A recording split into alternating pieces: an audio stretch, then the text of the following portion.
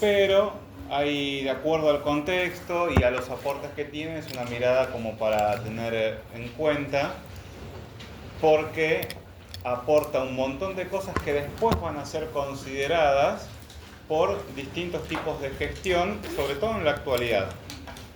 Y las aportan y van a ser también tomadas por lo que serían modelos americanos de gestión.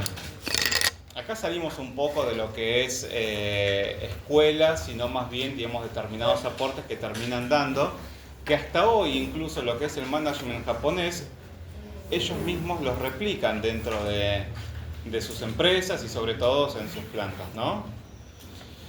Y hay una cuestión, el modelo japonés está basado principalmente en lo que hoy es la empresa Toyota, porque fueron, digamos, sus creadores, sus exponentes, los que diseñaron este modelo que era, en cierta forma, como para optimizar la producción.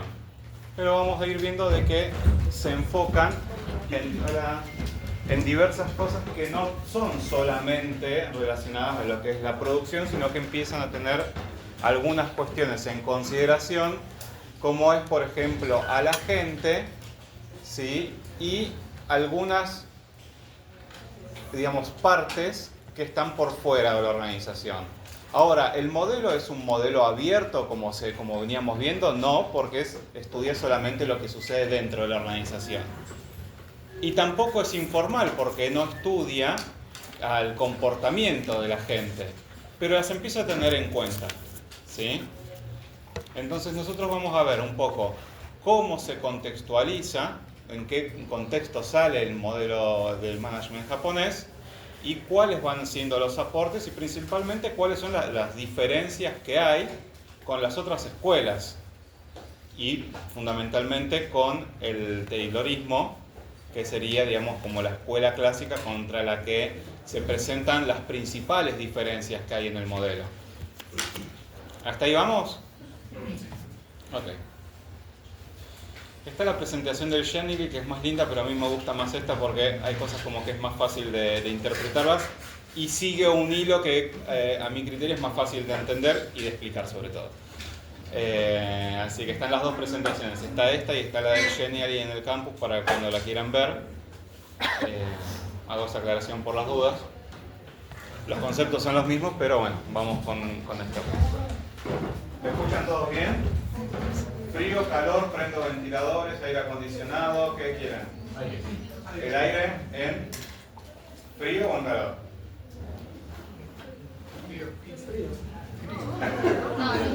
Ahí está, hay algunos que tienen calor y otros que tienen frío. ¿No? ¿Qué hacemos? ¿Prendemos algunos ventiladores, otros no? Prendemos el aire y se sacan los buzos y estamos más dejando la temperatura media. ¿Hacemos eso lo del aire? Ok. Vamos. Acá.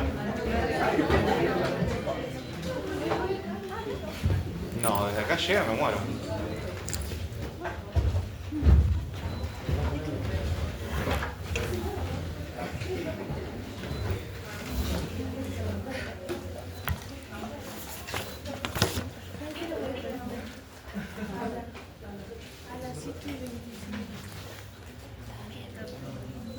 Bueno, ahí probamos el clásico 24 y me dicen cómo vamos. ¿Por qué no llegó el colectivo? ¿Estamos bien? ¿Lo perdiste vos? ¿Sí? No, de hecho llegó y 50, 7 y 50. Yo había estado... Bueno. No, 6 y 50. Y yo había estado... Arrancamos. Management japonés. Los orígenes, ¿sí?, que tenemos en esta escuela van a estar dados en Japón y lleva un proceso largo de creación este modelo. Porque si bien el auge del modelo es durante el periodo posguerra, post-segunda guerra mundial, la familia empieza a diseñar lo que es el modelo de management muchos años antes. ¿Y cómo inician? Principalmente los principales... es la familia Toyoda, sí, no es Toyota con la T, sino que tenían una D, que ellos tenían una fábrica textil. Entonces, ¿qué tiene que ver la fábrica textil con la producción de autos? Básicamente nada, solo que van a replicar un mecanismo. ¿Qué es lo que hacían ellos? Se daban cuenta de que en la producción de telas, a la hora de tener que hacer el tendido de los hilajes, estaban teniendo inconvenientes, entonces fueron a buscar un mecanismo en el cual pudieran automatizar la detección de los errores dentro de las telas. ¿Y qué es lo que lograron con esto? No estamos hablando de año 1920, 1919 aproximadamente. Con las fechas soy malísimo, así que no hay fechas igual, no mencionamos fechas puntuales ni nada. Pero más o menos entonces lo que buscan era un sistema como para automatizar la detección de errores en el telar. Entonces lo que querían era que cuando se detectaba un error se frenara directamente la producción. Y eso ténganlo en cuenta porque es uno de los conceptos principales de los cuales se va a basar el modelo japonés, que es en la detección de los errores. ¿Sí? Entonces empezaron a trabajar con telas, pudieron fabricar este mecanismo y después con el tiempo lo van a trasladar a la industria automotriz cuando hacen este cambio directamente de segmento. ¿Sí? Entonces, ¿qué es lo que pasaba después en Japón cuando decíamos de que estamos en un periodo de posguerra, post-segunda guerra mundial? Tienen que lograr una rápida recuperación industrial. La economía está muy mal, ¿sí? Producto de haber perdido la guerra, de las sanciones que tienen, de la recuperación que necesitan lograr.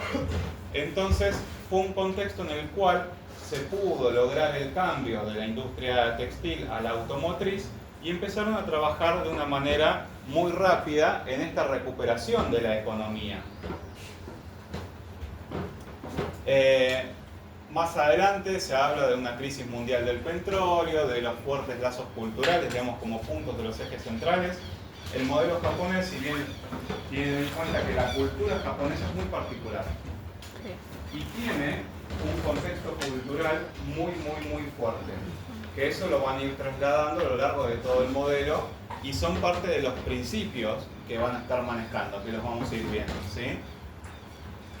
Y otro de los puntos que acá nos comentan es los intereses que hay puntualmente por lo colectivo en vez de los personales, de los intereses personales. O sea, empiezan a contemplar de que hay intereses mayores que tienen que ver con el grupo, con la totalidad de la sociedad, en vez de un pensamiento individual. Bueno, acá llegamos a lo que era lo que les comentaba del tipo de automatización que se buscaba generar, ¿sí? En la familia Toyoda, que era el telar que se paraba automáticamente al detectar una falla.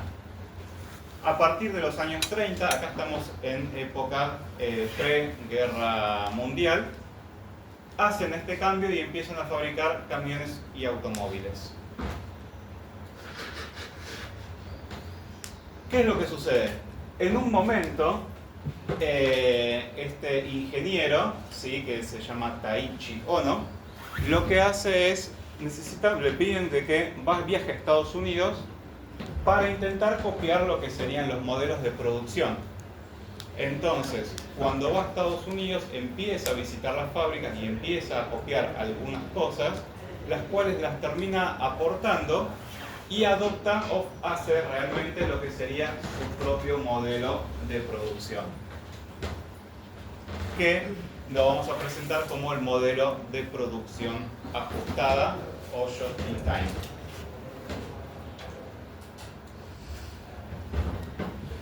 Hay algo puntual. Ustedes cuando veíamos en los clásicos, ¿cómo era la producción? En masa. En masa. Con un tipo de trabajo, digamos, por medio de en base a la especialización de una persona que trabajaba en un mismo puesto y realizaba de manera repetitiva las tareas, ¿sí? Y buscaban optimizar, digamos, mediante la reducción de movimientos, el optimizar la producción y sacar cada vez más piezas, ¿no? Bueno, acá en el modelo del just in time, de lo que sería la producción justo a tiempo, va a estar cambiando este concepto. ¿Sí? Acá lo van a ver, igual son varias palabritas que las vamos a estar identificando, que es el lean manufacturing o producción ajustada. ¿Qué es lo que cambia? La producción no va a pasar a ser en masa, sino que va a estar hecha, de acuerdo a lo que se va a estar demandando. O sea, no buscan una producción en masa, sino que el concepto va a estar dado de que la producción sea justa. ¿Justa por qué? Y varios motivos. Uno, por la demanda que hay, o sea que solamente se va a fabricar lo que se vende. Hoy en día en Toyota pasa eso, las fábricas hacen los autos, pero los autos que fabrican ya están vendidos.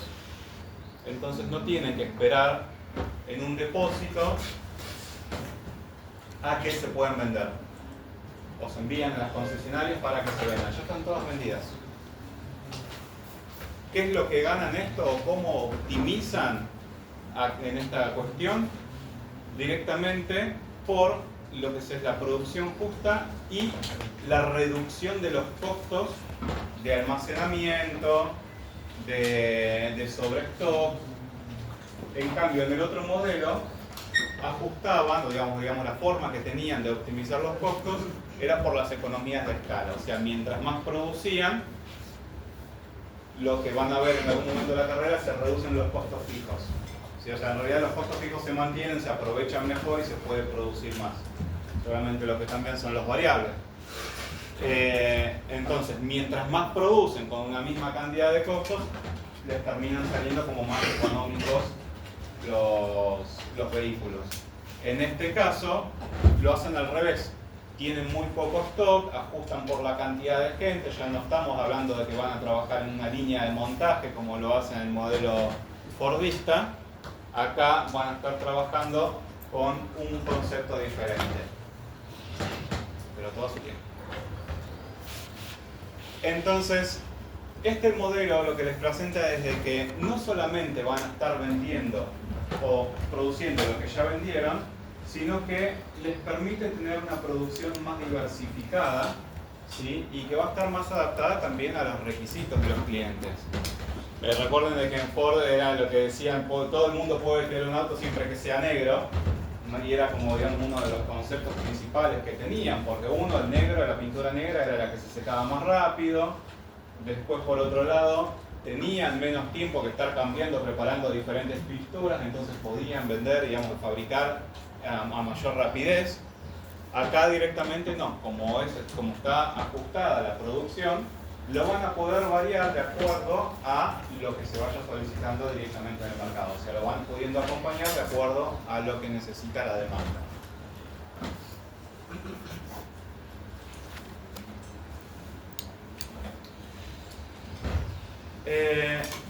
¿Qué es lo que nos sucede acá?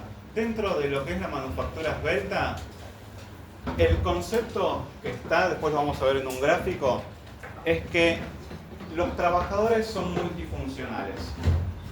No van a estar especializados como es en el modelo fordista. Acá, cada persona va a ser responsable de velar por su puesto de trabajo y tiene que conocer cuanto mínimo la función del puesto anterior y del puesto siguiente.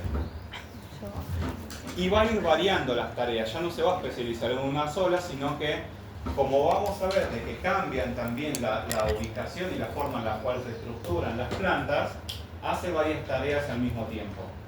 Entonces, mientras está en un puesto, en un determinado puesto, puede variar y va a ir directamente a otro.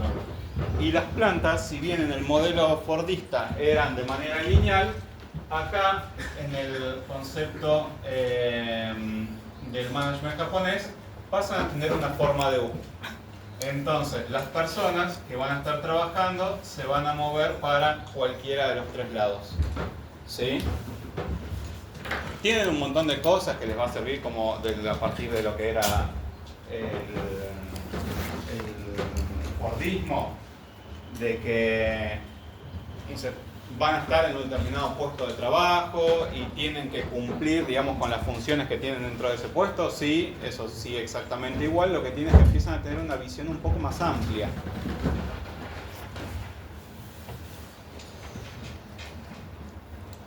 No tengo quien me cebe mate, así que hay que tomar algo. Entonces se empieza a estructurar con una visión más amplia lo que es el modelo japonés, y cada persona además va a ser tenida en cuenta en otras dimensiones. O sea, va a poder empezar a aportar, a tener, a dar, digamos, soluciones. Si surge algo puede dar su opinión, cosa que en el modelo fordista eso no se daba. O sea, las personas estaban en su puesto y tenían que cumplir las órdenes y estaban controladas, digamos, de una manera estricta. ¿Qué es lo que sucede? Acá les cuento que utilizan máquinas que son altamente flexibles y cada vez están más automatizadas. Es decir, el operario está trabajando en su puesto, cuando surge un problema, se trae del concepto anterior de que se para la planta, o se para la producción, se soluciona el problema y se continúa con la solución. ¿Alguien fue a visitar alguna vez la planta de Toyota? ¿De acá de Zárate? No. Si tienen suerte, tal vez es algo que se vaya a hacer.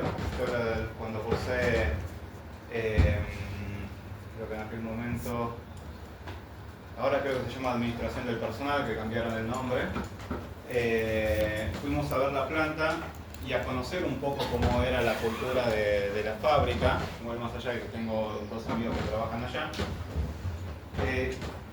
Está bueno porque dentro de la estructura que tienen con esto de frenar la producción, cada puesto de trabajo tiene un botón que para, digamos, lo que sería el proceso de su puesto. Y ellos fabrican, antes estaban, cuando fuimos nosotros estábamos en un estándar que era de 97 segundos de producción, o sea, cada 97 segundos salía un auto. Y el modelo, digamos, en Japón, el modelo, digamos, internacional era cada 90 segundos. Nosotros fuimos y nos contaban de que estaban trabajando para reducir los tiempos de esos 7 segundos a lo que era el estándar internacional. Y al año siguiente de que fuimos nos contaban de que habían llegado a los 90 segundos de producción. O sea que cada 90 segundos se producía un auto. ¿Cómo es esto? Es que cada puesto tenía 90 segundos para hacer su trabajo.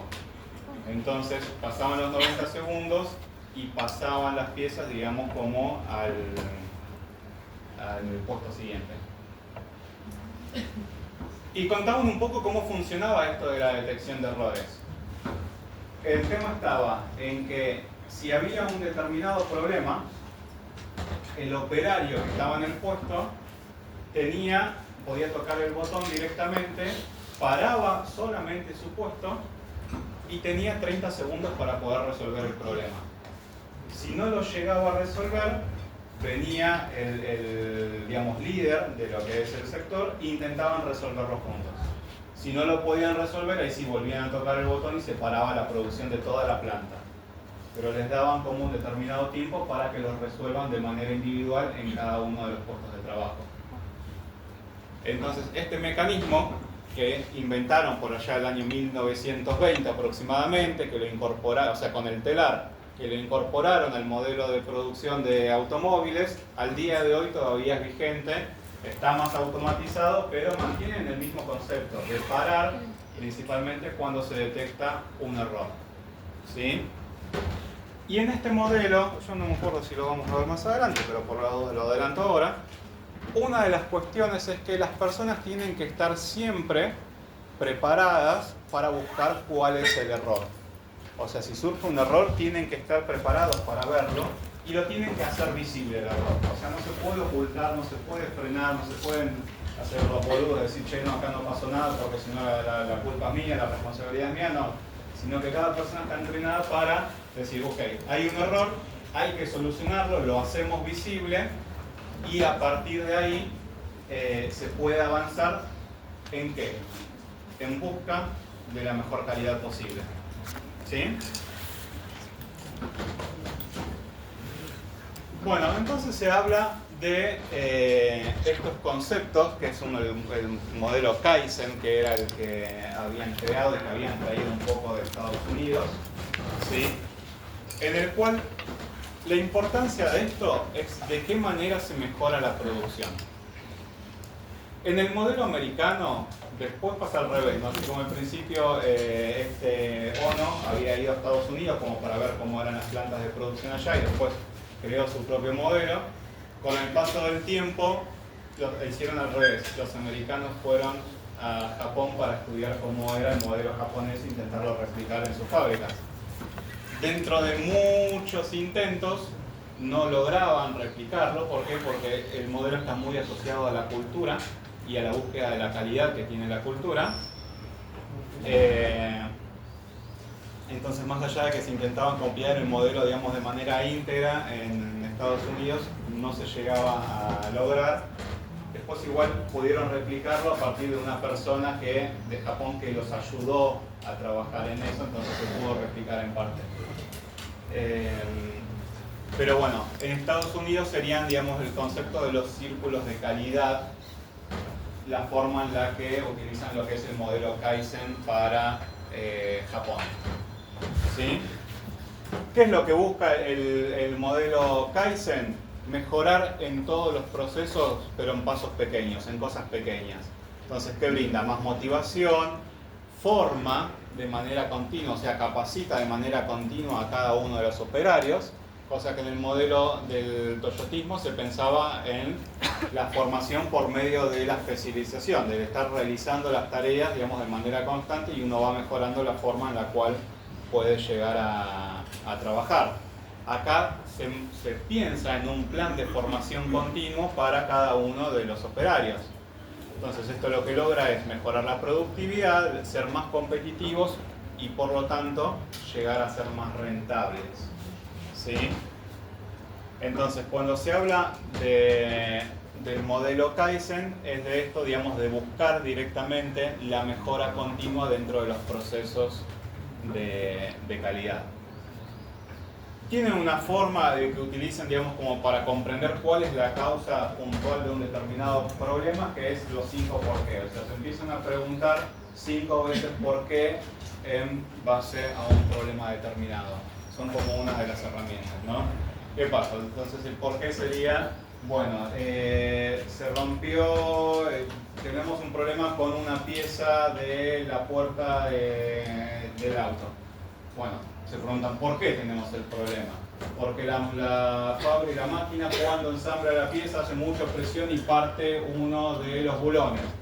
¿Por qué hace mucha presión la máquina? Y empiezan a investigar, digamos, 5 veces por qué, hasta que llegan de que, no se tienen que aceitar para la máquina de una manera especial, no lo sé, estamos suponiendo algo en el momento. Pero esta técnica de los 5 por qué llegan a solucionar, digamos, lo que sería el problema desde la raíz y no hacen un parche como para poder obtener, digamos, la solución, sino que buscan realmente cuál es el origen de este inconveniente. Están muy enfocados, por lo que vamos viendo hasta ahora, en buscar las soluciones a los problemas. ¿Sí?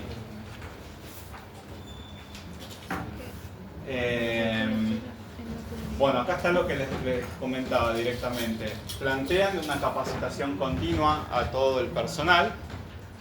Cuando refiere al empleo vitalicio, que en aquel momento, digamos, lo que es la cultura japonesa valoriza mucho a la construcción de la sociedad y a la gente, cuando va envejeciendo, consideran de que son más sabios. Entonces, en ese concepto de que mientras van envejeciendo van a ser también más sabios, productos de las experiencias, de los conocimientos que van adquiriendo, tienen la consideración de que una persona cuando entra a trabajar en una empresa, digamos, en Japón, lo que hace es que tengan ese empleo de por vida, o sea, que empiecen a trabajar y hagan su carrera dentro de la organización y se terminen retirando de haber construido su vida dentro de esa organización. Tal vez le queda como herencia, porque ya es así. Y suele estar hecho por herencia, está la cuestión de que se respeta mucho la trayectoria y es un modelo que es completamente diferente, digamos, a nivel cultural, porque las personas que trabajan ahí también valoran mucho a la organización y tienen mucho respeto por las personas. Entonces, incluso en algún momento se hablaba de que, por ejemplo, no existen los sindicatos, ¿no? Y cuando había algún problema o algún conflicto con alguna persona, un dueño de una organización, lo que hacían es las personas iban a trabajar igual. Trabajaban con mayor esfuerzo de lo que hacían normalmente, pero tenían una banda en el brazo. Entonces, el tener la banda en el brazo daba el indicio de que estaban disconformes con algo que estaba sucediendo en la organización. Y es muy mal visto de que personas que trabajan en tu organización tengan puesta una banda. ¿Habéis visto lo que es la falta de ética en la traición a la empresa? Ellos se imaginan estar toda la vida y se van y se venden a otra empresa. No, es que tienen un concepto de trabajar mucho con lo que es el honor, digamos, que eso se ve, si vamos hasta las películas de samurái y todas esas cosas, es una tradición que la respetan muchísimo. Claro, prefieren matarse antes que la empresa Claro. caiga o la Tal cual. Y eso se respeta mucho. Así como se respeta, digamos, las tradiciones y se respeta la capacitación y el tener una formación continua dentro de la organización, las empresas también dicen de que pagan, de acuerdo a la tarea que realizan, un salario justo. Es decir, de que no los van a estar buscando, digamos, en cierta forma explotar, sino que la persona también va a tener un salario que sea justo por la tarea que está desempeñando. Esto hace de que los colaboradores en esta situación vayan a estar realmente comprometidos con la organización en la que trabajan, que se sientan parte, de que se sientan incluidos en ella. Acá está el concepto que les decía, ¿no? Por medio de ese Josquinka. No les voy a pedir de que se sepan todas las palabras, capaz que hay algunas clásicas de lo que es el Just in Time y alguna más, pero no olvídense, no me las acuerdo yo. Entonces plantean de que las instalaciones tienen forma de U, se movilizan a los trabajadores multifuncionales, o sea que los trabajadores no se quedan en un solo puesto, sino que van rotando dentro de los puestos de trabajo, y recuerden de que mínimamente tienen que conocer la tarea anterior y la tarea siguiente que le corresponde a cada uno de los trabajadores. Y el control, esto es fundamental, el control de los procesos, de lo que sucede, los hace siempre el mismo trabajador. Y están de manera constante viendo que lo que se va produciendo se haga de la manera correcta. Entonces, la calidad, ¿cómo la garantizan? Por medio de que cada una de las personas que está trabajando va a estar velando por la calidad de su proceso. Entonces, cuando surja algún inconveniente, como les comentaba antes, y después seguro lo vamos a retomar, no se esconden los problemas, sino que se exponen, se sacan a la luz. Bueno, acá hay dos herramientas más, ¿sí? dos cuestiones más que funcionan para lo que es el modelo japonés. Lo que es la metodología Kanban es básicamente por medio de determinados contenedores van a estar trabajando en la gestión de la producción. Voy a ver si se lo puedo explicar gráficamente, ¿no? Nosotros tenemos, son todas, si se dan cuenta, son todos como medio cuadraditos también, ¿no? Acá tenemos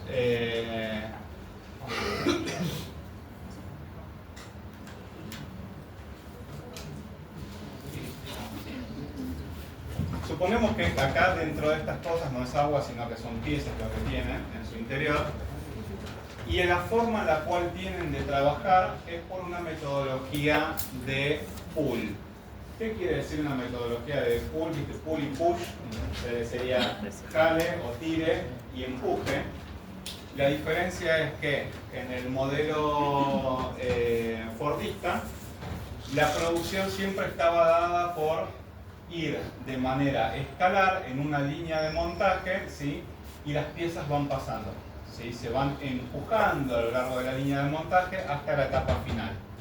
Acá, como está dado la producción de acuerdo a las cantidades a producir, o sea, a la demanda, no se produce más de lo que ya está vendido, la metodología es de arrastre, o sea, se empieza por la última etapa. ¿Cómo funcionaría esto? Primero, cuando la última línea de producción se está quedando, por ejemplo, sin stock, ahí solicita a la anterior y esta van a ir pasando, van a ir trasladando, ¿sí?, las piezas o las unidades o los elementos necesarios como para poder trabajar desde la situación anterior, ¿sí?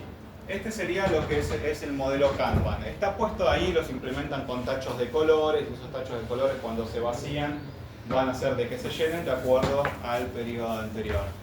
Y es la forma en la cual buscan trabajar con este concepto de la producción ajustada y lo que vamos a ver con el justo a tiempo. ¿Por qué? Porque el tema está, si yo acá me quedo sin ningún tipo de stock y no estoy logrando el reprovisionamiento, se para sí o sí la producción. Porque el concepto que estamos trabajando es que al ser la producción ajustada, no hay stock. No hay stock ni de piezas, solamente las que se tienen que utilizar en el día para producir. En el día o en la semana en todo caso. Entonces, se requiere de una manera excesiva que se esté controlando qué es lo que va a estar produciéndose. Ahora el caso es, si yo me quedo sin piezas, se termina la producción y siempre tiene que haber la manera en la que las piezas lleguen justo a tiempo. ¿Y cómo está hecho esto? De una manera integrada también con los proveedores. O sea, los proveedores se encargan de enviarles en el día en el cual están necesitando las piezas que necesitan como para poder producir. Y todo va a estar en el tiempo justo. ¿Por qué? De nuevo, porque van a estar trabajando directamente con un stock nulo y necesitan optimizar porque en cierta forma tampoco tienen depósitos como para tener, si tienen algún vehículo guardado por determinado tiempo. O sea, la idea es, se termina, se produce y se va.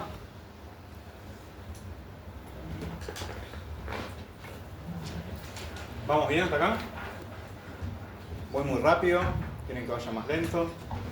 Más rápido se me va a ser difícil porque voy a terminar bañando algo de la primera fila sobre todo. Pero... ¿Vamos bien? Bueno, entonces el just in time es fabricar lo que es necesario cuando es necesario y en la cantidad necesaria. Este es uno de los conceptos principales del just in time de lo que tiene el modelo japonés. ¿Sí? Bueno, ¿qué es lo que tenemos de características? Que el producto es flexible. Acá está lo que les comentaba del sistema de producción de arrastre o de pool, ¿sí?, que es en pequeños lotes, o sea, no están dados por lotes gigantes. Por eso cuando se hacía gráficamente y se utilizan, digamos, de que son determinados contenedores o tachos de colores, no estás hablando de que hay un depósito con un montón de las mismas piezas y que se van y se retiran de ahí, sino que está reducido a lo que se tiene que usar prácticamente en el mismo día. ¿Sí? Es la configuración secuencial del ciclo de producción, que es lo que les comentaba. Empiezan de manera secuencial desde uno de los puntos y va trayendo, digamos, de arrastre del punto anterior y buscan producir con la máxima calidad que está dado, uno, por la detección, digamos, por la automatización y la forma en la cual se paran las máquinas en el momento que se detecta una falla y por el control excesivo de la persona dentro del punto en el cual está operando.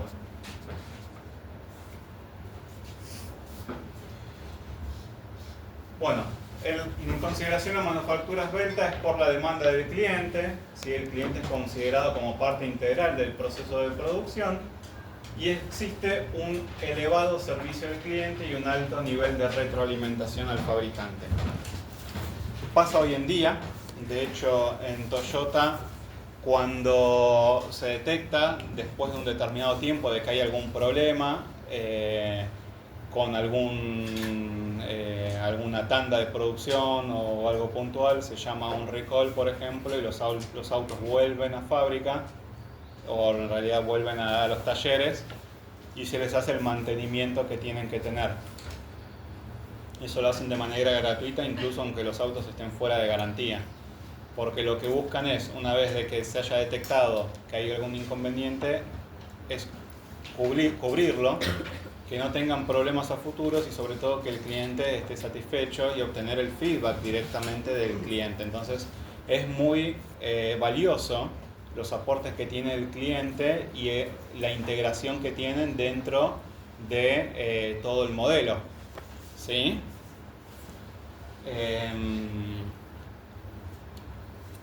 Yo tuve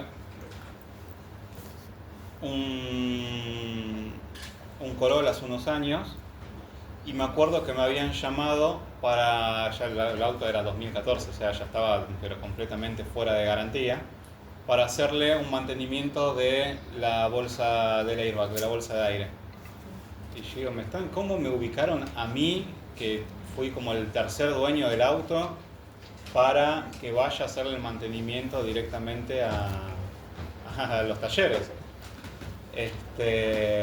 Entonces tienen esa cuestión de que valoran mucho el feedback de los clientes.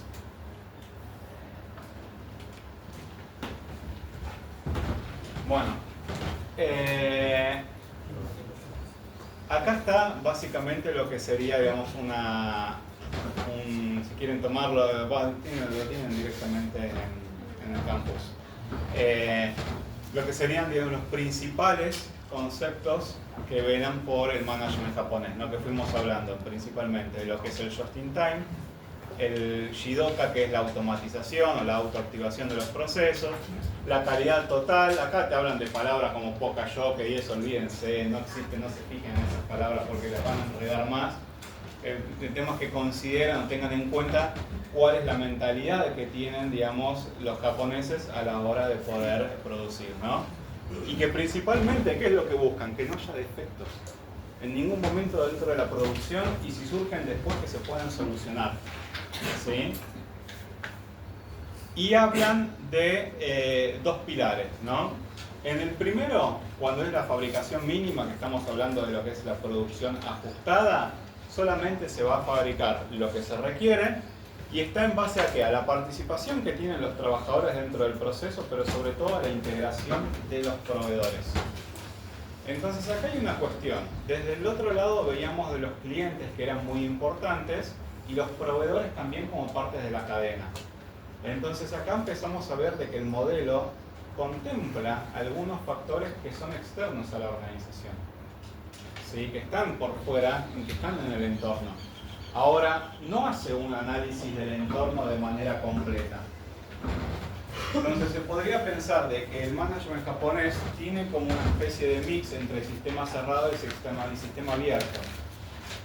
Porque sale por fuera de la organización, pero no hace un estudio completo de qué es lo que pasa por fuera de la organización. ¿Sí? Y el segundo pilar que tienen como fuerte para el modelo es esta administración a ojo que le dicen, que les comentaba siempre, de sacar a la superficie los problemas, de no esconderlos, de hacerlos visibles, y esto de dirigir con los ojos, de estar atento a cada una de las cosas que suceden dentro del puesto de trabajo de cada uno. ¿Vamos bien? Bueno, acá algunas diferencias entre lo que es la producción en masa y la producción ajustada, que algo fuimos charlando hasta ahora. En principio, lo que es el modelo del Fordismo dice de que tienen un determinado número de defectos que es aceptable, ¿sí?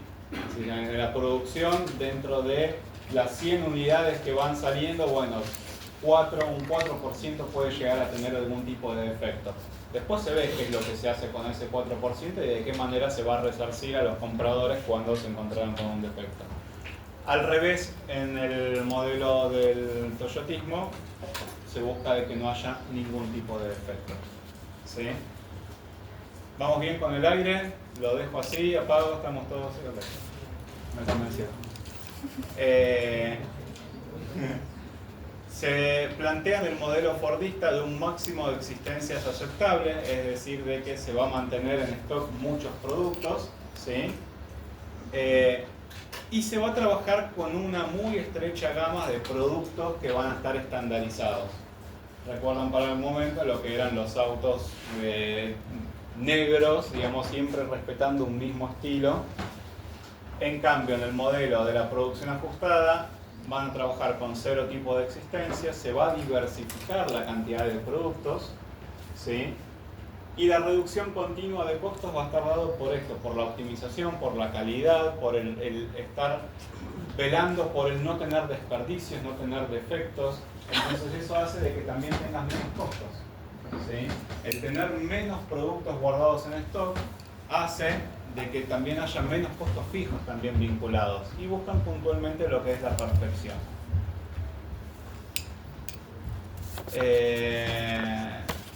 Una cartita que no las vamos a ver. Ahora hay algo que plantean acá, que esto sí también es importante y va a dar a todo lo que es el modelo, es que la filosofía o la cultura del modelo está basado en 4 P's, ¿sí? Y lo dibujan, digamos, en forma de la pirámide.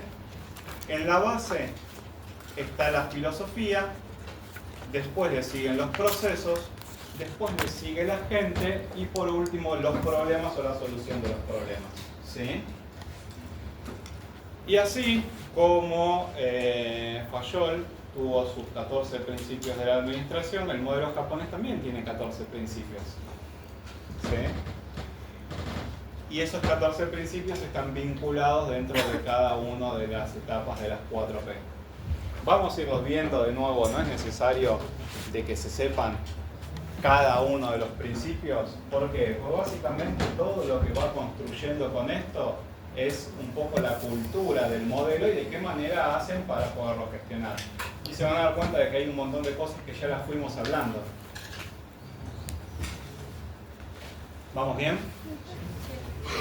Hoy tenemos este tema solo, generalmente este tema lo damos con alguna cosita más, como responsabilidad social o algo que es cortito.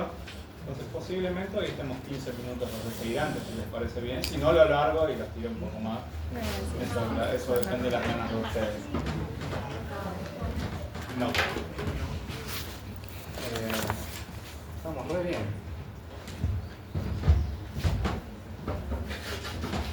Bueno. Vamos a los 14 puntos del modelo. Primero, como una de las primeras P y sobre todo la base, estamos hablando en la filosofía. Obviamente la P no es por las siglas en inglés, ¿no? La filosofía tiene solamente uno de los principios, que es el que todas las decisiones de gestión se basa en una filosofía a largo plazo, a expensas de lo que sucede en el corto plazo. Es decir, que tienen un pensamiento a futuro sin importarles el corto plazo. Ellos priorizan el largo tiempo. Si hay problemas incluso con la parte financiera, no importa. O sea, ellos lo que consideran es que las relaciones siempre se tienen que dar a largo plazo. La calidad se tiene que dar a largo plazo, o sea, todas las cuestiones las van a estar pensando a lo largo del tiempo, ¿sí? Y puntualmente es necesario de que los objetivos que se van cumpliendo tienen que sucederse en el largo plazo, o sea, van a sacrificar las metas del corto plazo para cumplir los objetivos que hay en el largo plazo, ¿sí? ¿Me explico? ¿Vamos bien? Ok. Esa sería como la filosofía principal, la base y en la cual está uno de los 14 principios solamente en una P. Ahora pasamos al proceso. Dentro de la segunda sección del proceso tenemos 8 principios. ¿Sí? Vamos a ir viendo cada uno por separado. Principio número 2. Crear un flujo en los procesos que aparezcan los problemas. ¿Sí? esto es un poco lo que les comentaba. Nosotros lo que necesitamos es hacer de que las cosas salgan a la luz, ¿sí? Y funciona, acá te da con 3 palabritas iguales, qué es lo que es desperdicio, qué es lo que es desigual y qué es lo que es excesivo. No entramos ahí, no vamos a ver todas estas palabritas porque las van a marear más. Pero lo importante es que aparezcan los problemas. Y si lo vamos a visualizar, cuando estábamos hablando de que estaba la familia Toyoda que buscaba implementar las mejoras en el telar, lo que buscaban era eso, tener un sistema que esté automatizado para parar la producción en cuanto detectaba que había una falla. Este está en el segundo principio, ¿sí? Donde se puede ver. Punto 3, utilizar sistemas de pool para evitar la sobreproducción. Entonces, recuerden de que tenemos sistemas que son de arrastre, de ir desde la parte final de la producción hacia el inicio. ¿Sí?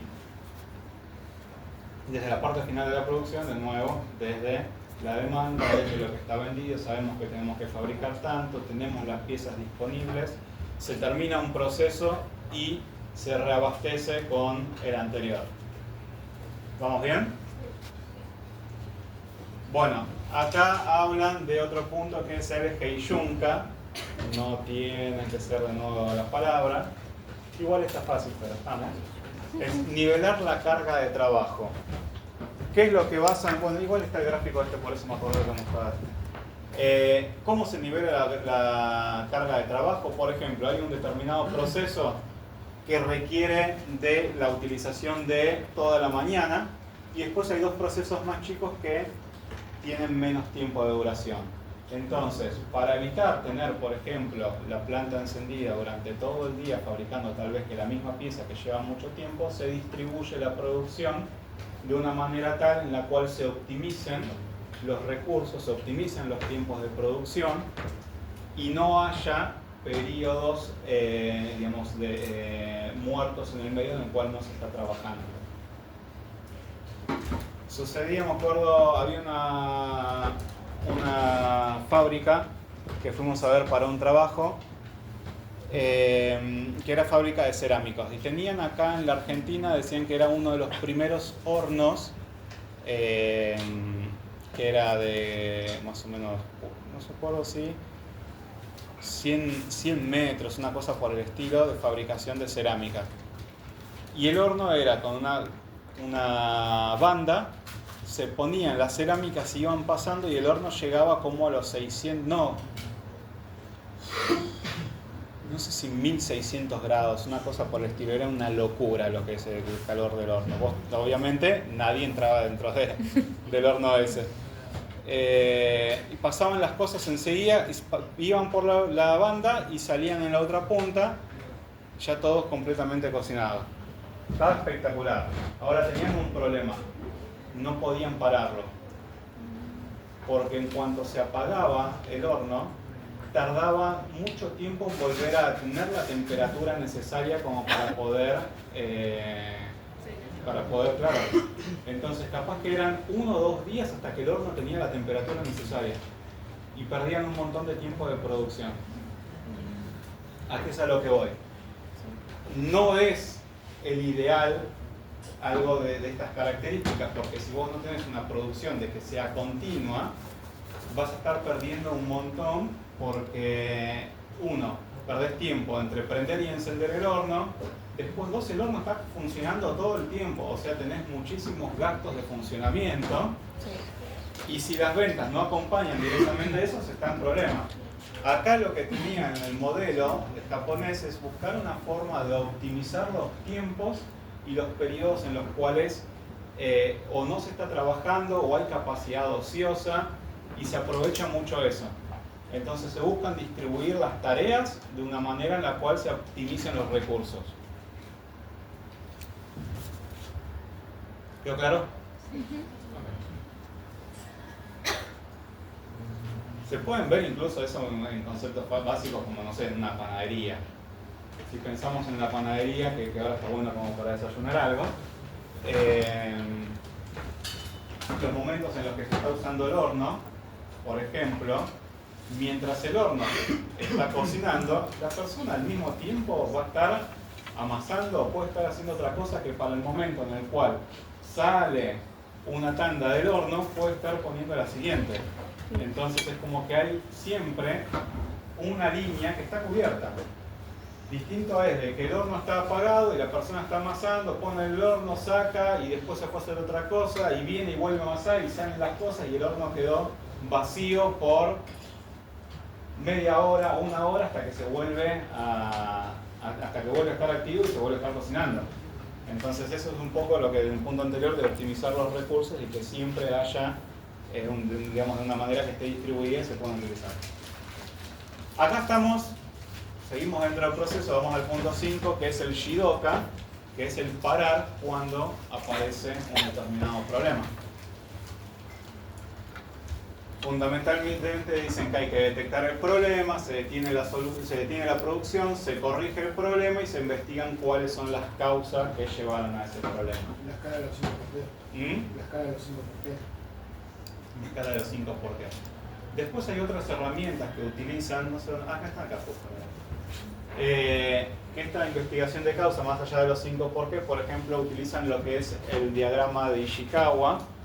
El diagrama de Ishikawa o lo que sería la espina de pez, buscan por medio de cuál es el problema, buscar todas las posibles causas, no importan lo más chicas que sean, y cómo todas esas causas pueden derivar directamente en el problema. Entonces ese método también terminó siendo copiado por Occidente, que se utiliza, digamos, en formato ese del diagrama de espina de pescado.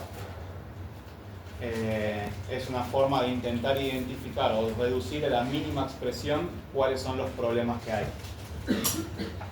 Y hablan en cuanto a las 5S, que obviamente son todas en japonés, no las vamos a recordar, tampoco las van a recordar en español, ¿sí?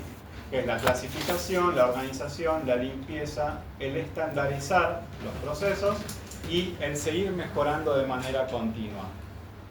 ¿Qué son estas? Diferentes herramientas que van a utilizar en el modelo del management japonés para reducir los errores, para optimizar los recursos, ¿sí? Y para encontrar principalmente que eso es lo que van a la calidad total. ¿Sí? Bueno, punto 6. Estandarización de las tareas para poder mejorar continuamente. Fíjense que ahora, cuando hablan de estandarización, también en el método del toyotismo se hablaba de estandarizar procesos, y acá están hablando de estandarizar directamente tareas, y no hablan de una especialización de la persona dentro de ese proceso, sino que es en general de una tarea en la cual se va a determinar que siempre, digamos, la misma tarea y cuáles son las personas que están encargadas de poder identificar esa tarea. Ahora van a utilizar controles visuales directamente para que los problemas no queden escondidos. ¿Sí? Esto es lo que les comentaba, siempre la persona está encargada de velar por la calidad dentro del trabajo que está realizando y todas las cosas recuerden que siempre salen a la luz y buscan una tecnología que sea fiable y que haya sido probada previamente.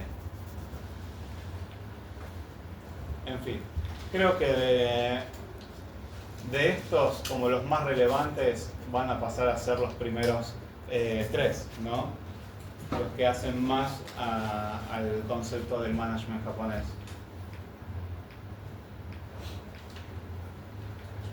Bueno, pasamos a la siguiente parte, que son las gentes y los socios, o las personas. En primer lugar, lo que buscan es formar líderes que realmente vivan esta filosofía. Por eso es muy difícil de replicar por fuera de Japón, de la cultura japonesa. Otro punto es que buscan que evolucionen y reta a la gente y a los equipos de manera constante. Punto de esto con Toyota, con la fábrica de acá. Una de las cosas que tienen dadas es que siempre buscan que la gente proponga mejoras, ¿no? No se quedan solamente con lo que ya está hecho, sino que todos los años tienen que haber mejoras dentro de la planta, con las personas, con los procesos y demás. Una manera de incentivar estas mejoras está dado por las propuestas que puede hacer la gente. ¿Y cómo lo incentivan? Acá todos los años se proponen diferentes cosas, ¿sí? Que pueden ser hasta, no sé, una mejora en la señalización, en los cruces entre las diferentes divisiones y demás. El tema es que el que propone la mejora se evalúa, ve si se puede implementar, se vota cuál es la mejor mejora que se puede aplicar dentro de la planta, y la persona que hizo esa propuesta le pagan un viaje a Japón a que conozca la planta de Japón, se reúne con los dueños de Toyota, durante una semana todo pago con la familia para que puedan conocer cómo son realmente las oficinas y las instalaciones directamente en Japón y obviamente conocer al país. Entonces, ¿qué grandes mejoras tiene que hacer? Y capaz que no mucho. Yo el año que fui a visitar la planta, habían marcado en el piso con una banda amarilla y una carita de ojitos como miren para los costados. ¿Por qué? Porque pasan los carritos, no me sale el nombre ahora, que capaz que van trasladando productos de una punta a la otra y pasan a velocidad, y la gente capaz que por estar distraída pasaba y podía llegar a ver algún accidente. Entonces, la persona que propuso poner una línea amarilla y una carita con que miren a los costados, lo implementaron en la fábrica y el tipo se ganó el viaje directamente a Japón para conocer a los dueños de Toyota. Creo que también había algún premio económico que no es muy significativo, pero lo más de todo es el decir, bueno, che, me llevan a Japón a ver y conocer directamente cómo es la planta. Sí, además Japón es uno de los países más caros para viajar. Claro. No, fíjate, yo a Japón me encantaría ir. Bueno, esto sucede todos los años. No es algo de que se hace de manera aislada, sino que se promueve de que todos los años se vayan implementando este tipo de mejoras. Y esta cuestión estaba vinculada al punto de esto del respeto, del hacer evolucionar y retar a la gente y los equipos, sobre todo a conseguir las mejoras continuas. Lo mismo pasa con los proveedores. O sea, no solamente es interno, sino que se busca de que los proveedores también tengan determinadas mejorías dentro de sus procesos, de las relaciones. Esto después cuando vayan avanzando, sobre todo para los licenciados. ¿Cuántos licenciados llegan a ser acá? ¿Tenemos muchos? Muchos. Lo van a llegar a ver. Hay un caso de estudio que es el caso Nissan. También Nissan es japonés. Y dentro de los conflictos que tenían por esta diversificación de los procesos y de los productos que tienen, trabajaban con muchos proveedores que algunos de ellos les terminaban siendo perjudiciales.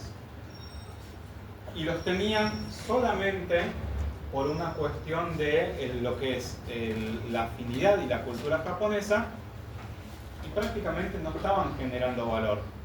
Entonces tuvieron que dar de baja o de trabajar con determinados proveedores como para poder mejorar los recursos. Ahora, ese dar de baja a los proveedores llevó un trabajo muy intenso dentro de Nissan, porque no querían dejar de trabajar con los proveedores porque era como una falta de respeto y una falta de la cultura.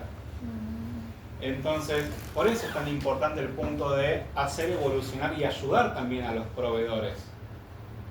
Porque en definitiva son los que te están ayudando a vos. Recuerden que en esta instancia todos se trabajan en justo a tiempo. O sea que si nosotros no estamos teniendo de parte de los proveedores lo que necesitamos en el momento en el que lo necesitamos, nos perjudicamos nosotros. O sea que es una cadena disfrazada de buena voluntad. Tal cual. Pero no sé si es disfrazado de buena voluntad, porque para ellos es así. Tenés una lealtad hacia la empresa, o sea que si no pones tus como es obligaciones o objetivos con la empresa, no sos parte de la empresa. Por eso tu familia tiene que estar en segundo plano, vida tiene que estar en segundo plano, y por eso la mayormente en la Japón todas las personas están tristes, porque ponen el trabajo sobre su... Creo que 7 personas a la semana se van suicidando, ya porque es tan deprimente vivir ahí que no vale la pena ni eso. No sé, habría que analizarlo porque tal vez eso tenga que ver con otros factores.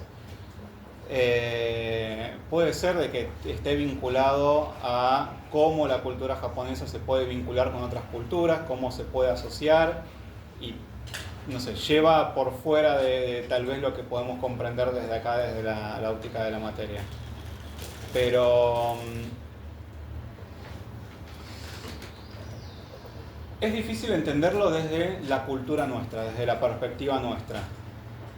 Tal vez los japoneses que van teniendo contactos con otras culturas terminan priorizando otras porque se sienten más relajados, podría llegar a ser uno de los factores.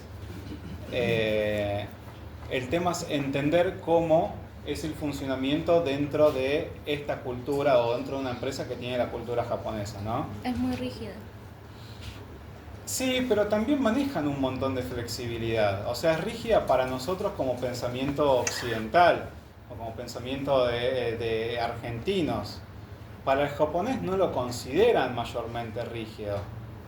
Habría que agarrar una encuesta y tomar a 2000 japoneses y preguntarles cuál es el grado de rigidez que consideran que tienen las empresas donde trabajan o que tiene la cultura. Y capaz que algunos te dicen que no, para mí no es rígida, sino que pueden llegar a tener otros beneficios que nosotros no los consideramos. Entonces es como que cada cosa hay que analizarla de acuerdo a la óptica. Capaz que ellos desde allá miran y dicen, no, che, estos tipos son un desastre porque no les importa nada, no tienen valor por las cosas o no les interesa cambiar o mantener su vida en una empresa y van de un lado a otro y los consideran como que capaz que eso no es honorable. Entonces es difícil. ¿Cómo? Son como hábitos, son por algo. A ver, Japón es digamos, investido por terremotos, por bombas, por tsunami, por lo que sea. A los tipos se les rompe los puentes y al día siguiente ya los están reparando y en una semana ya tienen el puente hecho de nuevo. Tiene mucha presión también. Sí. Pasa que ahí está un poco lo que decía, es más a lo social y no tanto a lo particular. No, porque también ellos tienen mucha motivación por lo que es trabajo, hacer cosas, es como que ahí la vagancia es como un delito para la sociedad. Claro, no existe. Y por eso, y eso que decías de les pasa algo grave pero resurgen al instante, es parte también de la forma de pensar que ellos tienen. O sea, les pasa algo grave pero pareciera que surgen mejor de lo que estaban antes. Y con las bombas atómicas fueron después de eso uno de los países a día de hoy más prósperos y civilizados del mundo. Claro. Ahora hay otra cuestión, el tema de los suicidios, ¿no? Ahí va por una percepción también individual, ¿no? De la persona que termina cometiendo ese acto porque no encuentra una salida o no se encuentra, digamos, dentro del modelo ese, ¿no? Que está, digamos, dentro de la sociedad.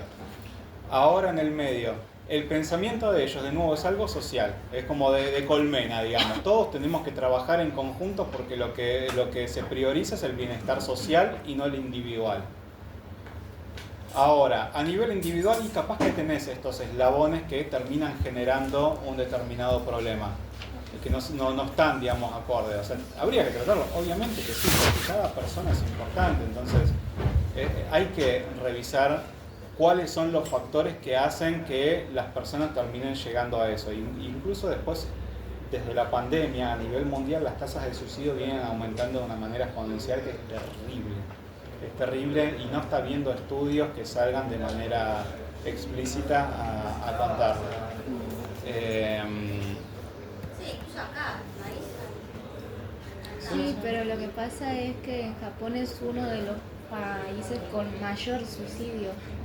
Es el primero en el top. Sí, pero igual también de todo lo que es Corea, China, Los asiáticos. la tradición de los jóvenes se Y suicidan. sí, porque ya te critican de todo. Incluso desde chicos le dicen los padres que vos no podés mostrar tus sentimientos. Ahí ya tenés una cadena Y puede de que... ser, puede ser, incluso si vamos de nuevo a periodos anteriores en Japón, era el eslabón débil, era menospreciado, el de la familia, el que no tenía, que no demostraba esas actitudes de liderazgo, vamos a ponerle entre comillas, o que no listo, afuera, va, ¿quién es el que se prioriza? ¿O es el primogénito o es el que tiene mejores cualidades?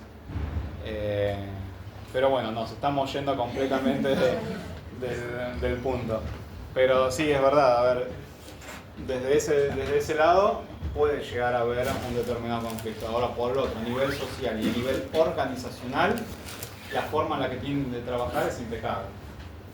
Como organización sí, pero cuando no ves a la persona como simplemente una máquina, tarde o temprano eso... Es que no lo ven como una máquina. Ahí está el tema, cambia un poco. Como una máquina, si lo contraponemos con el modelo con el modelo fordista, acá se empiezan a tener un montón de cuestiones en consideración a la gente. Claro, hay como En el la persona es una inversión para ellos. Exacto, porque es una persona, digamos, que buscan hacer una carrera de por vida. Ahora, en el modelo toyotista, cuando acá se considera a la gente que la gente puede hacer sus aportes y de qué manera puede estar mejor dentro del puesto de trabajo, en el modelo toyotista, el modelo fordista era todo lo contrario. Tenían que estar en el puesto y hacer lo que les mandaban de la manera, y si no cumplían, afuera. Entonces eran mucho más rígidos. Les falta flexibilidad y bueno, capaz que bajo la concepción nuestra puede llegar a hacer de que sea así. Obviamente nosotros o las personas que no lo consideren no van a ir a trabajar a una empresa con este modelo porque capaz que se sienta agobiado, entonces va a buscar otro tipo de cultura en la cual estar. Y es lógico y está bien. Ahora, desde la otra perspectiva, si uno tiene que trabajar como consultor o como contador en una de estas determinadas empresas que mantienen este modelo, vos vas a ir y vas a trabajar igual. Y tenés que ver, digamos, como asesor, como externo, de qué manera contemplás cómo es la cultura de cada organización para ver cuál es la mejor manera de trabajar. ¿Sí? Igual de acá lo importante es que nosotros vamos resaltando o pudiendo adoptar un montón de conceptos y puntos que sirven para identificar de qué forma mejorar los procesos o las organizaciones donde sí nosotros podemos llegar a incidir. Versailles no los va a tomar los 14. O sea, vamos 3 o 4, está bien. Ni siquiera, no va a estar en base a los principios, porque los principios lo que van haciendo es a cómo es el funcionamiento del management japonés. No, el principio número 4, por favor, denos 5 ejemplos y no. Bueno, y vamos al último punto, que es la resolución de los problemas, que es en el que toma las decisiones, digamos, detenidamente, de forma consensuada y contemplando las opciones posibles. Es decir, todo se toma de acuerdo a consenso y se van a ver cuáles son las alternativas que hay y cuál es la mejor opción. En términos de management, a lo mejor el hacer todas las cosas de manera consensuada capaz que requiere un mayor tiempo. ¿Por qué? Es mucho más difícil poner de acuerdo a varias personas. Ahora, lo que tiene, digamos, de positivo esto es que cuando todas las personas están de acuerdo en una solución o en un curso de acción, es muy difícil después de que si hay alguna crítica o si hay algún problema con esa decisión que se tomó, vaya a haber conflictos. ¿Por qué? Porque todos estuvieron de acuerdo en esa decisión. Entonces, lo que pasaba con los periodistas, los gerentes capaz no pueden buscar su propio sector, se desviaba del acordado principalmente. Sí, va con la diferencia total. Y el tema es que lo que prioriza, digamos, con este punto es la fuerza que tiene la cultura y la forma en la cual las decisiones de manera consensuada hacen que van todos para un mismo lado. O sea, no se van a estar contraponiendo las decisiones y los cursos de acción. O sea, todos se van a decidir, ok, vamos por este camino. Y cuando van por ese camino, después si hay problemas, todos se hacen responsables de eso, porque estuvieron todos involucrados en esa decisión. Punto 13. Ve y observa por ti mismo para comprender por completo la situación. ¿A qué se hace referencia esto? Es a que los gerentes, los líderes, los encargados bajaban al punto para ver qué es lo que está pasando.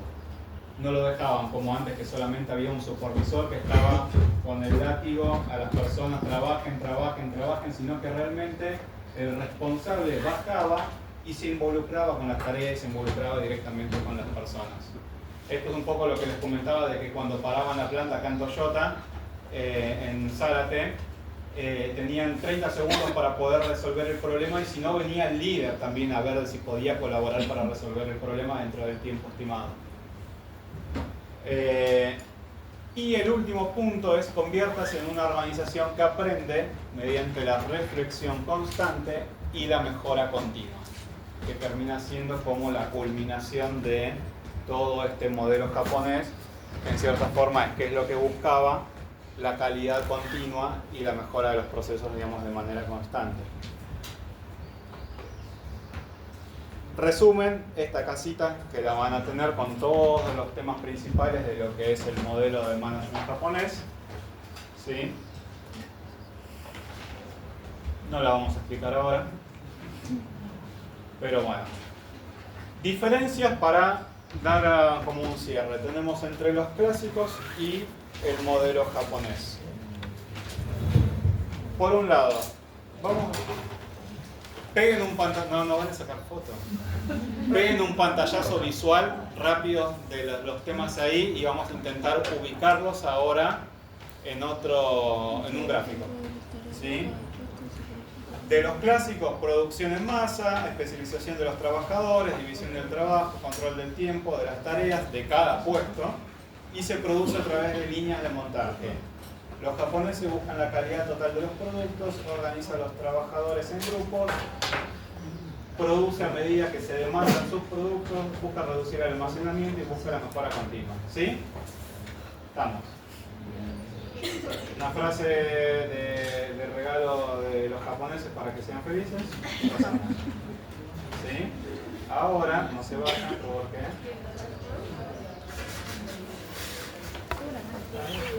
Seguramente.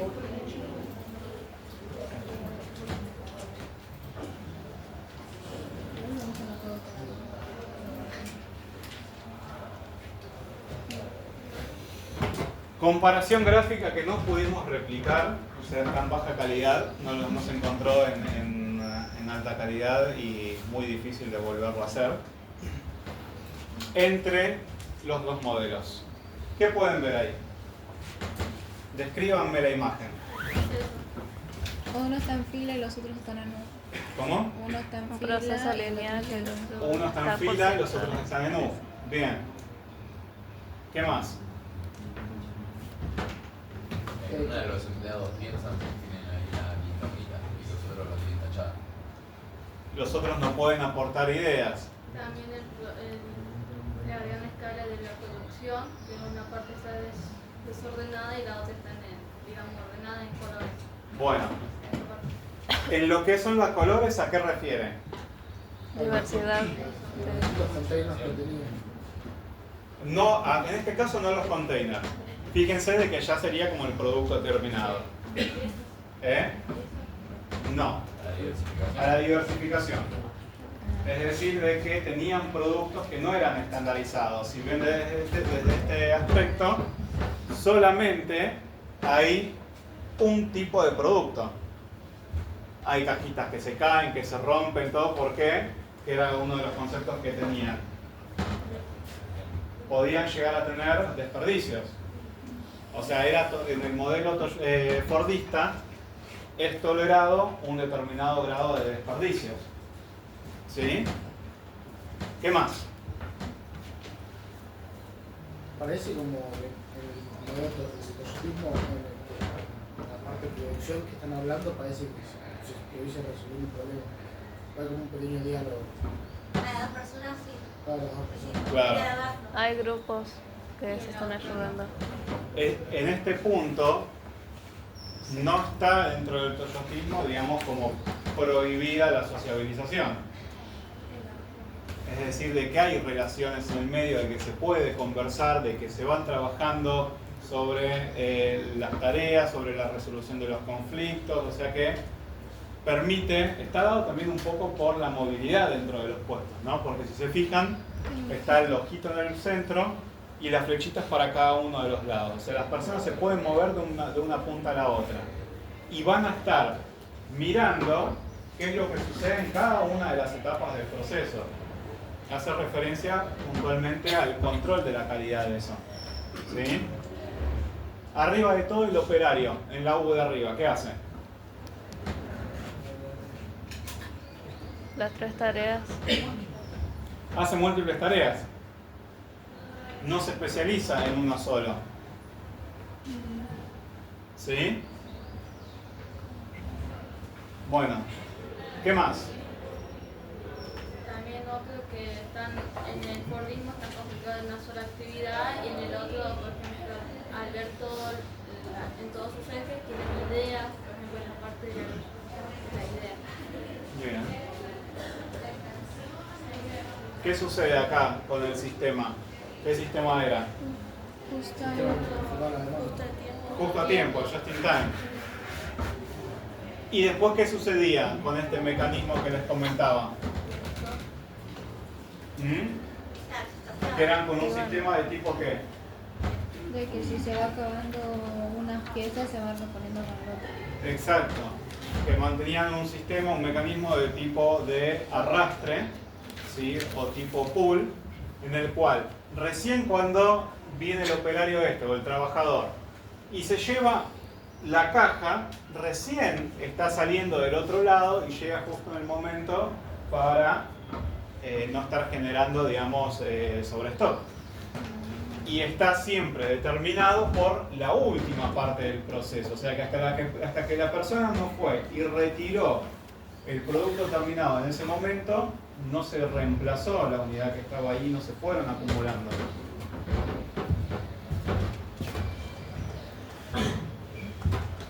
¿Qué más? Solamente 23 diferencias más y estamos. Uno tiene una lupa, creo, que no sé qué es en el Es Fordismo. como unos billetitos en el bolsillo. Que la única motivación que tenía era el salario. Claro. Se buscaba solamente, pensaban de que eran vagas las personas y solamente buscaban una producción por pieza y estaban motivados por niveles económicos, por cuestiones económicas. ¿Sí?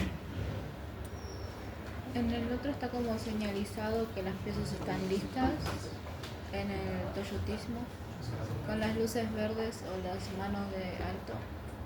Sí. Las luces rojas también. También. ¿Qué más? A ver, había algunas cuestiones más que no se llegan a ver. Acá en relación al combustible, cómo van aumentando los gastos de combustibles en este punto. Acá, bueno, está cortado, pero empiezan a tener una filosofía un poco más avanzada en la sostenibilidad, en el medio ambiente, de a poco. Eso es una cuestión que le da mucha importancia. De hecho, acá en Zárate, la planta, que tiene una planta de reciclaje del agua, ¿no? Y es inmensa la planta, debe tener como, no sé, una cuadra entera, es solamente de la planta de potabilización del agua. ¿Qué es? Que el agua que utilizan dentro del proceso productivo pasa todo por la planta, se filtra de nuevo, tiene todo su tratamiento y después se utiliza, por ejemplo, en los baños. Entonces reciclan de manera constante el agua.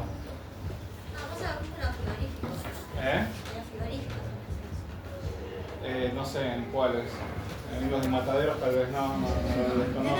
Tengo conocido que Sí. trabaja y Puede ser. No sé, yo supongo que en algunos sí, en otros no sé cómo lo implementarán, pero es posible. Acá te llevas una planta de prácticamente una manzana entera, entonces es interesante el nivel de conciencia que empiezan a tener también por el cuidado del medio ambiente. Bueno, ¿alguna más? No. Que vean, no. Auto. Acá en el texto hablaba del tema del auto negrito y todas las cosas en consideración de eso, pero bueno, no se llega a ver en la imagen. Así que ahí estaríamos terminando con lo que es el management japonés. ¿Qué puntos, para terminar, consideran relevantes dentro de lo que fuimos charlando? La diversificación de tareas que tenían los empleados en el toyotismo. Bien. ¿Qué más? A mí me llama la atención los valores, la visión, Bien, cómo tiene el concepto del honor de su vida. bien. ¿Y propio del modelo? ¿Qué te llevas? Saquemos 2, 3 cositas que nos llevamos Todo eso, principal. Es como puede ser que estás en la empresa y estás todo tu día ahí con tu familia, las tradiciones. Eso es una cosa. Reducción de desperdicio. Sí. Reducción de desperdicio, me gusta. Tiene un Bien. paso muy, no me sale rara, muy previo a lo que hoy le decimos más capital humano, que es cuando empiezo ya a tener en cuenta los empleados. Claro. Piensen que esto también tuvo su auge en los años 45, 50 hasta el 70 más o menos, cómo se empezó a implementar el modelo. Es decir, no es actual y para lo que es la época tenía mucho valor, ¿no? Porque esto estaba prácticamente en contraposición con lo que era la escuela neoclásica en aquel momento. Entonces empiezan a tener en consideración otros aspectos que antes no estaban. Y cada escuela fue como aportando algo para resolver estas cuestiones dentro de los conflictos que había, digamos, en la sociedad. En este punto, bueno, no es muy tenido en cuenta en el sentido de como formación dentro de la administración como una escuela. O sea, no pasa a ser una escuela, sino que es un modelo, digamos, de gestión. Pero bueno, ¿estamos? ¿Les fui muy pesado? ¿Estuve medianamente bien? ¿No se durmieron? Algunos sí, otros no. Igual son varios, así con que se duerman 1 o 2 estamos dentro del número estándar. Terminamos más temprano como les prometí. Si tienen alguna duda lo podemos ver próximamente. Así que están libres, vayan, huyan.